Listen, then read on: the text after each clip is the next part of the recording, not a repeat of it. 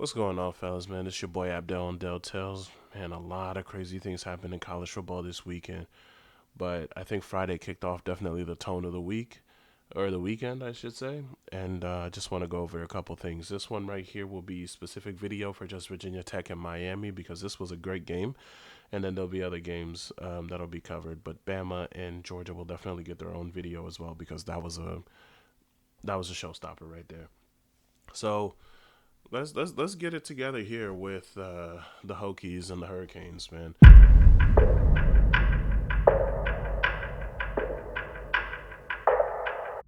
The Hokies came to play.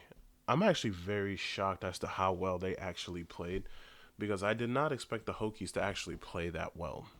To me, the main part that was shocking is how free their offense played. Now you have to keep in mind this was a 2-2 team coming in, so they really had nothing to lose and everything to gain by beating a top seven ranked team in the country.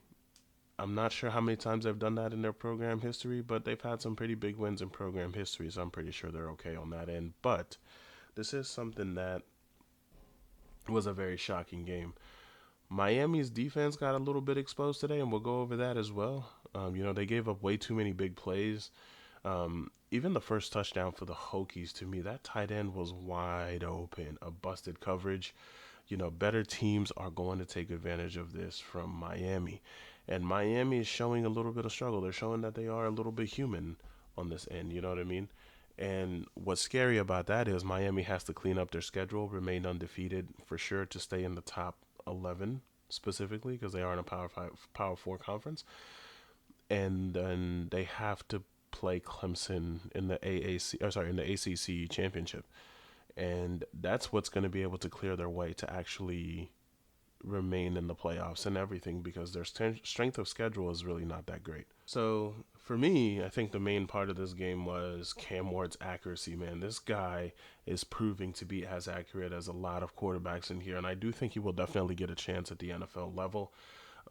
But he is literally playing every game right now as if this is for the Heisman, as if I got to do something in this game to show these Heisman voters that I'm the right guy. And he's doing it in every game. He's not missing out on all these opportunities. I do have high hopes for Miami to win the ACC, but that's a tall order once again, like I said earlier, because they do have to beat Clemson, and that's not going to be an easy game. Clemson is on a revenge tour right now ever since they lost to Georgia and got embarrassed in that first game. So Miami's going to have to come out with something if they really want to stand out and be like, hey, we're going to compete against Clemson because they got exposed on Friday night. And to be fair, though, Miami is a much better team than Virginia Tech. Let's not pretend that Virginia Tech is this top 10 ranked team that we just didn't know about. No, they are the 2-2 team we thought they were. But in this game, Miami did not look like the dominant team it should have been, which is another reason why we have to play the games, fellas. That's a really big deal in football. So Cam Ward's first interception that he threw was just a late pass, man. He'd never seen the corner sitting there and just watching his eyes. Um, he never turned his head to make another read. He just seen a receiver breaking up the field, which made him look like he was open, and the corner made him pay for it. Restrepo was the receiver that he was looking for, but as soon as he threw the ball, that corner jumped the passing lane and it was a pick. So that was just a bad read on Cam Ward's part. But he did have actually other players that were open on that play that he could have hit, but the one that looked too good to be true was too good to be true. That's ultimately what ended up happening.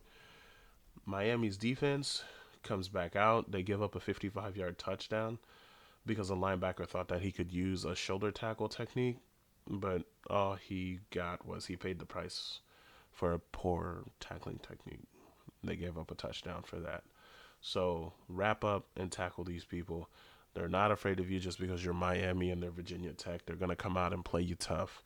Wrap up, tackle them, bring them down, make sure you got them there so that none of these issues come up over and over. So at this point, Miami is down 24-14. The crowd is getting a little bit quiet inside the stadium, at Hard Rock. And Miami has to pump this crowd back up and get them back in the game.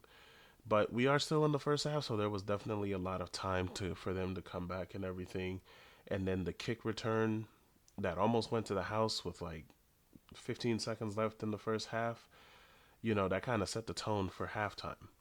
But the Hokies came out in the second half and just took that momentum right back from the Hurricanes, man, going up 27-17. But lo and behold, here comes the Hurricanes after this. But once again, that momentum gets stolen again because Cam Ward, this is where he throws his second interception in that second half, at the beginning of that second half there for them in their first drive. But again, the Hokies come out. They're moving the ball down the field. They're doing exactly what they have to do to beat Miami. They have a 4th and 3 where they should be kicking a field goal and taking the points. They decide to go for a fake play and turn the ball over. Those 3 points would have been crucial because at that point you wouldn't have to be down 4 points in the end and have to try to score a touchdown from the 42-yard line or wherever they were. So that was definitely a big deal and a big mistake. I think that was just a coaching mistake. They're trying to do too much. They're trying to get too pretty when they could have just played the ball and forgotten about it. But they chose not to do that. So that happened, and then they turn the ball over. The momentum goes right back to Miami. To me, that was the beginning of the end for the Hokies because Miami marches down the field and they score, cutting the score 27-24. But then Miami's defense kind of got exposed once again, and this is definitely becoming a common thing in this game, a common theme in this game. So the Miami's run defense needs some work, guys. Especially if you guys face Clemson in that ACC championship, Clemson will expose that for sure. But the chances that the Hokies had to score at the end of the game, they just had too many chances, way too many chances, and I think Miami's pass defense also were tested in this game.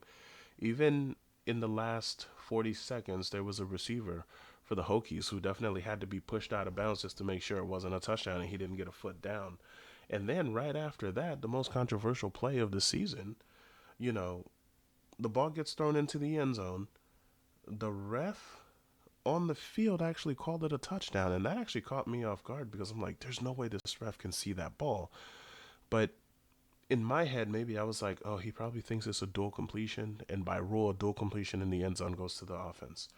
So that's probably why he ruled it a touchdown. But then they reviewed the play, and even in the review, there was no proof that this ball was not completed or dual completion or even proof of an incomplete pass. There was no proof of anything. So how the ref came back out and said, oh, hey, this is an incomplete pass, he's going to have to speak for himself because I don't think anyone actually understands why that was considered an incomplete pass, but it was. And that's how the game ended, on a very controversial call. I am excited to see what the ACC will say about this because this will definitely be very interesting. And then at the same time, also, you know, what will others think about this? What do you guys think? Let me ask you that. I have the video definitely playing, showing you the play. You can rewatch it over and over and over. And like I said, on the replay, you will not see the ball really.